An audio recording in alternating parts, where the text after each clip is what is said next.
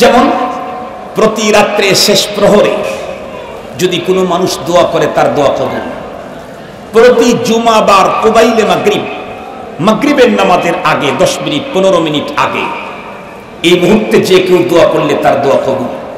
বলেন তো দেখি, রমজান মাসে ইফতারের আগে দোয়া করলে দোয়া কবুল না? কথা বলেন নাকি? কবুল। তবে রমজান মাসে যে ইফতারের আগে দোয়া করলে দোয়া কবুল হয়, নবী হওয়া লাগে না, কিন্তু রোজাদার হওয়া লাগে। কি বলেন? নাকি রোজাদার ছাড়াই যে রোজা রাখে নাই, ইফতারের আগে টুপি কান পর্যন্ত দিয়ে লম্বা পাগড়ি একটা লাগায়া 1 লাখ টাকার মুসাল্লা বিছায়া বড় জুব্বা লাগায়া উপরে আবা লাগায়া এরপরে আতর দিয়ে গোসল করে এসে ও দোয়া করতে থাকলে ইফতারের আগ মুহূর্তে ওর দোয়া কবুল? এটা হইতেই পারে না।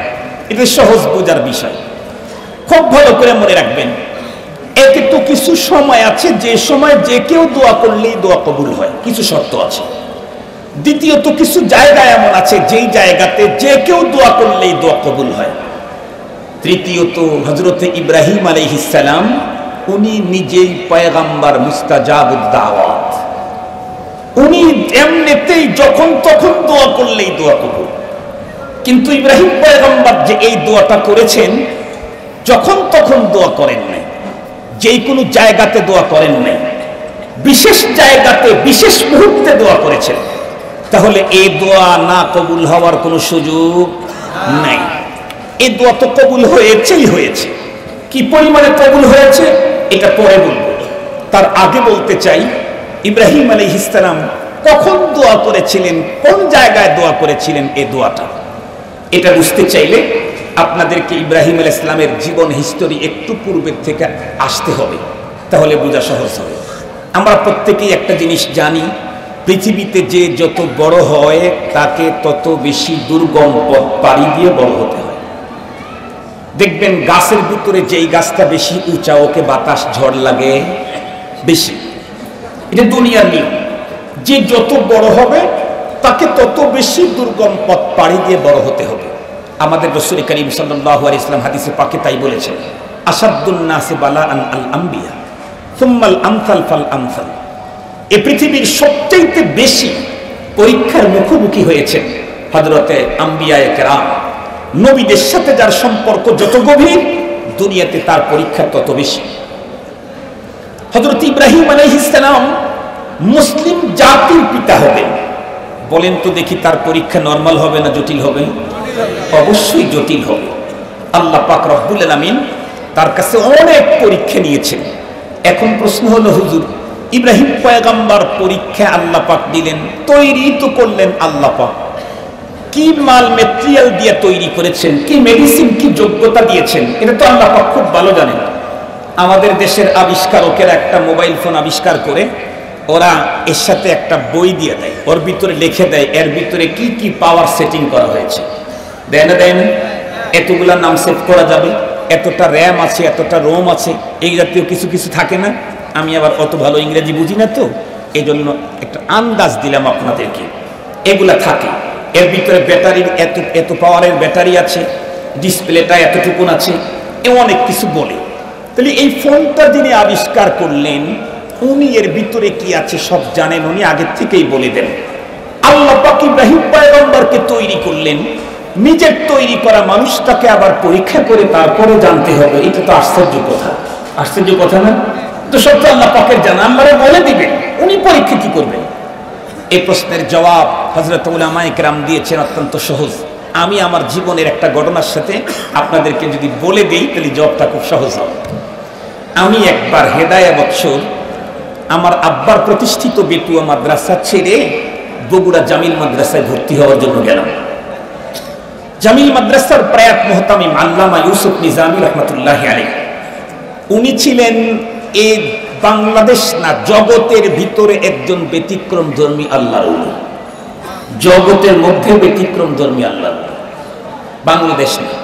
ওনার ইন্তেকালের পরে ওনার মাদ্রাসার একজন সিনিয়র মুহাদ্দিস এই কথা বলেছেন ওনার জানাজার সামনে দাঁড়ায়। ওনার জানাজাতে শাহ সৈয়দ আব্দুল মজিদ নদীম সাহেব রহমাতুল্লাহি আলাইহি এসেছিলেন। ওনার মাদ্রাসার উস্তাদ বলতেছেন যে এই জাতীয় মানুষ পৃথিবীতে আসা মুমকিন, কিন্তু কোনোদিন আর আসবে না। ওনার আওসাফ আমি আপনাদের খেদমতে বয়ান করতে গেলে আমার সাবজেক্ট বড় হয়ে যায়। তো হুজুর অনেক উঁচা ছিলেন, অনেক মোটা ছিলেন। বর্তমান যিনি সহকারী মুহতামিম উনিও অনেক উঁচা, অনেক স্বাস্থ্য। আরো একজন হুজুর আছেন আব্দুস সাবুর সাহেব হুজুর, সিনিয়র মুহাদ্দিস ওই মাদ্রাসার, উনিও মোটা, উনিও বিশাল। আমি গ্রামের মাদ্রাসায় পড়ে গেছি ছোট ছোট হুজুরদের কাছে। জামিল মাদ্রাসায় যাওয়ার পরে হুজুরদের বডি দেখে আমি যা শিখছি সব শেষ। এমতো অবস্থায় আমাকে রাত্রি ওখানে থাকলাম। পরের দিন সকালবেলায় ভয়ে তো জিন্দিগি শেষ, কারণ আমি পড়ছি ছোট ছোট হুজুরদের সাথে কাছে, হুজুরের মতো হালকা পাতলা হুজুরদের কাছে। আর ওইটা এক হুজুর এই হুজুরের সাড্ডে সমান। একবার এখন ইচ্ছা করলে বগুড়া যা দেখে আসতে পারেন আব্দুল হক হক্কানি সাহেব, একটাই সাড্ডে সমান। তো পরে অত বড় বড় হুজুরকে দেখে তো আমার অবস্থা খুব বেহাল। এর ভিতরে ঢুকছি, আমাকে মোহতামিম সাহেব আমাদের পুরো ফ্যামিলিকে চিনেন এবং আমাদেরকে অনেক মহব্বত করেন। এই তুই কি পড়বি? আমি বলছি হুজুর আমি হেদায়েত পড়তেছি। তুই কি পড়ছস? তুই তো গ্রামের মাদ্রাসায় থাকস, তুই পড়স নাই, শুধু খেলাধুলা করছিস। এই কথা বলতে বলতে আব্দুস সাবুর সাহেব হুজুর ঢুকছে। সুবহানাল্লাহ, আমার অবস্থা আরো তাই, একটারে দেখে অবস্থা তাই, ওই রকমের আর একটা ঢুকছে। পরে হুজুর আমাকে দেখে বলতেছে তুই কি বলিস? আমি বললাম হুজুর ভর্তি হওয়ার জন্য আসছে। তো ওই হুজুর আবার বলতেছে মোহতামিম সাহেবকে, ওরে ভর্তি করে নেন, ও ভালো ছেলে, মাদ্রাসার ভিতরে ফার্স্ট। এই কথা যখন বলতেছে তখন ওই হুজুর বলতেছে, ও আপনাকে দিয়ে পরীক্ষা নিতে চাইছিলাম, আপনাকে তো পরীক্ষা নিতে দেওয়া যাবে না, কারণ আপনি তো ওকে এমনি পাস দিয়ে দিবেন। আপনি তো আগের থেকে বলতেছেন ও ভালো ছেলে, 1 নাম্বার। ও গ্রামের বাড়িতে পড়ছে না, কিন্তু পড়ে নাই, এই জন্য ওর আব্বা এখানে পাঠাইছে। এই কথা যখন বললেন তখন আব্দুস সাবুর সাহেব হুজুর বলতেছে, ঠিক আছে তাহলে এই কিতাব নিয়ে আয়। একজনকে বলছে, আমার অবস্থা আরো জটিল। একজন বড় হুজুর থাকলে তাও কোন রকম বলতে পারতাম, এত বড় বড় 2 জন হুজুর পরীক্ষা নিবে, আমার কন্ডিশন তো শেষ। তাহলে আপনি পরীক্ষা নেন, খুব ভালো করে বুঝবেন। তার মানে আব্দুস সাবুর সাহেব হুজুর তখন ওনার সামনে বসে আমার পরীক্ষা নিচ্ছেন, নিজে জানার জন্য না, মুহতামিম সাহেবকে জানানোর জন্য। উনি তো আমার সম্পর্কে জানেন, উনি জানার জন্য না, মুহতামিম সাহেবকে জানানোর জন্য। আল্লাহ পাক হযরতে সাইয়েদনা ইব্রাহিম আলাইহিস সালামের যত পরীক্ষা নিয়েছেন, ইব্রাহিম পয়গম্বরের কন্ডিশন আল্লাহ নিজে জানার জন্য না। কেন?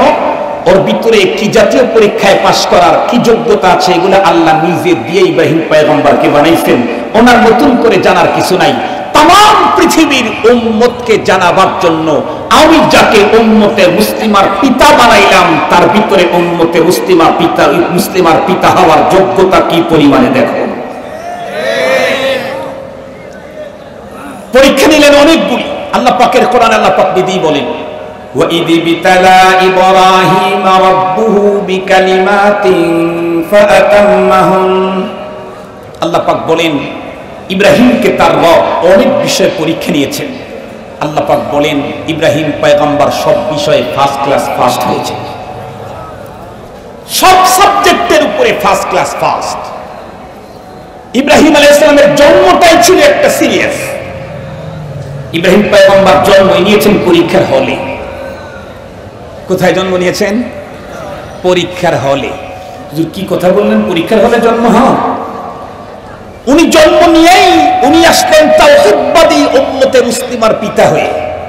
জন্ম নিয়ে চোখ খুলেই দেখলেন যাদের ঘরে যাদের কোলে জন্ম তারা 2 জন এই তাওহীদের বিরোধী। জন্মটাই পরীক্ষার হল। শুধু বিরোধী না, চূড়ান্ত বিরোধী। বাবার কন্ডিশন তো এতটাই অবস্থা খারাপ ছিল, সে নিজে মূর্তি তৈরি করত, মূর্তি কালার করত, মূর্তি বাজারজাত করত, মূর্তির ইবাদতের জন্য মানুষকে তশকিল করত, তবলিগ করত। সে ঘরে হযরত ইব্রাহিম আলাইহিস সালামের জন্য আল্লাহ পাক একের পর এক পরীক্ষা নেওয়া শুরু করলেন। ইব্রাহিম আলাইহিস সালাম খোদাবাদ লিয়াকত আর যোগ্যতায় আল্লাহ পাকের দেওয়া তৌফিকে ফার্স্ট ক্লাস পাইতেই শুরু করলেন। এর একটা পর্যায়ে অবস্থা এমন হলো, আমরা প্রত্যেকেই জানি। শুধু একটু দূরের থেকে আসতেছি পরের কথাটাকে সুন্দর করে কামাহক্ষ বুঝাবার জন্য। ইব্রাহিম আলাইহিস সালামকে পৃথিবী থেকে চিরতরে বিদায় করে দেওয়ার জন্য শুধু আব্বা আম্মাই না, শুধু ফ্যামিলি না, শুধু সমাজ না, শুধু দেশ না, দেশের সবচেয়ে বড় ক্ষমতা যার হাতে, নমরুদ, সেও ইব্রাহিম পয়গম্বরের বিরুদ্ধে। ইব্রাহিম পয়গম্বরের জন্য সবচাইতে বড় জটিলতা হলো দুনিয়াতে যত মানুষ যত শত্রুই থাক, আব্বা আম্মা কমপক্ষে তাদেরকে শেল্টার দেয়, দেয় না দেয় না? আর ইব্রাহিম পয়গম্বরের প্রথম শত্রুই তার আব্বা। এটা ইব্রাহিম পয়গম্বরের জন্য চূড়ান্ত অবস্থা খারাপ। শেষ পর্যন্ত নমরুদ ইব্রাহিম পয়গম্বরকে মারবে কেমনে? পথগুলি আবিষ্কার করতে করতে করতে করতে সবচাইতে সিরিয়াস পদ্ধতিতে ইব্রাহিম পয়গম্বরকে মারতে চাইবে। সেটা হলো, আরে ভাই এরকম করে কেন?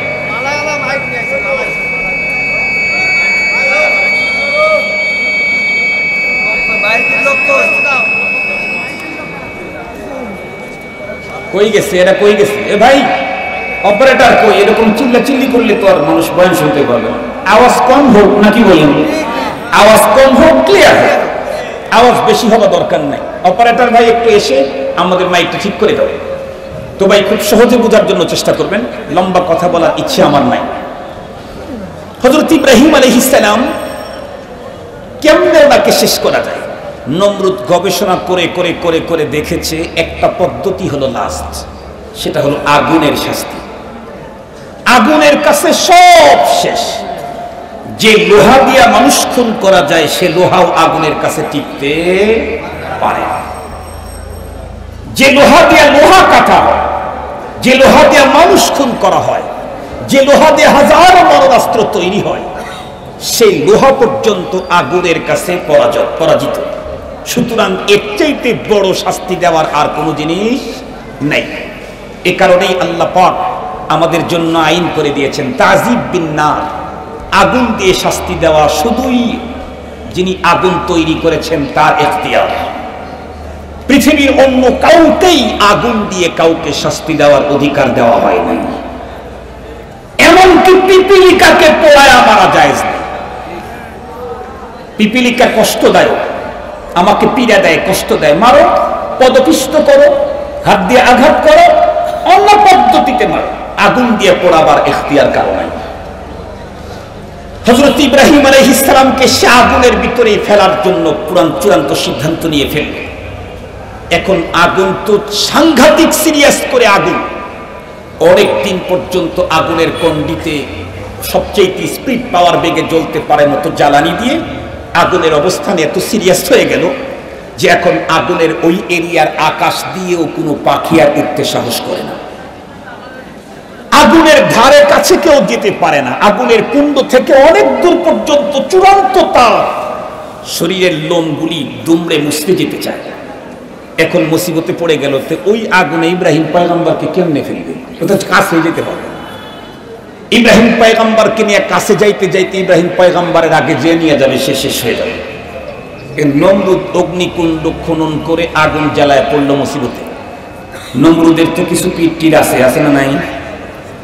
সবচেয়ে বড় পীর মিস্টার ইবলিস, সে এসে বুদ্ধি দিল যে এইভাবে হবে না, চরক গাছের ব্যবস্থা করো, চরকের ব্যবস্থা করো। আপনাদেরকে সহজে বোঝাবার জন্য বলি, জানি না আপনাদের খুলনাতে সিস্টেম ছিল কি। আমরা যখন ছোট ছিলাম তখন এই যে একটা লম্বা দুইটা রশি, এই রশির মাঝখানে এই তিনটা রশি দিয়ে এখানে একটা করে ঢেল রাখতাম অথবা পাথর রাখতাম। এর দুইটা মাথা উপরে থাকতো, এইরকম করে ঘুরাইতে ঘুরাইতে ঘুরাইতে ঘুরাইতে ছেড়ে যখন দিতাম পাথরগুলি অনেক উপরে যেত। আমাদের সিরাজগঞ্জে এক প্রকারের খেলা ছিল, এটাও চরকের মতো খেলা।